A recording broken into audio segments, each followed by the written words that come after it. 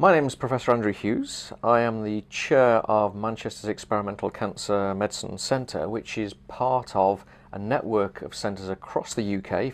And this network of centres is critical to UK patients, about 3,000 UK patients in fact a year, receiving drugs that are not yet available on prescription. So welcome to Manchester's Experimental Cancer Medicine Centre, and within this centre we have 5 key capabilities.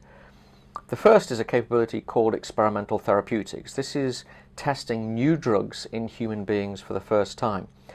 And we have a dedicated team, the Experimental Cancer Medicine team, who just do clinical research. And alongside that team, we have 14 other disease-specific teams like colorectal and lung and breast. And those teams, together with the Experimental Cancer Medicine team, treat over 300 patients a year with drugs that have never been tested in human beings before. The second capability at Manchester is our biomarker capability. And that is about generating and giving the clinic tests that are robust in order to distinguish doses that are effective from not effective, so pharmacodynamic biomarkers, and biomarkers that will predict why one patient responds better or in fact worse than another patient. These are predictive biomarkers. Our third capability is radiation-related research, and you'll have seen on the news the Proton Bean Centre being built here in Manchester, which can give very precise doses of radiotherapy to cancers.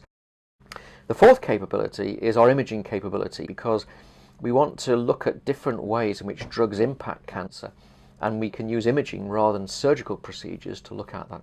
Our fifth area is molecular pathology, and this is really critical because we secure human tissue at the time of surgical operation to give our scientists real human cancer to understand how cancer works.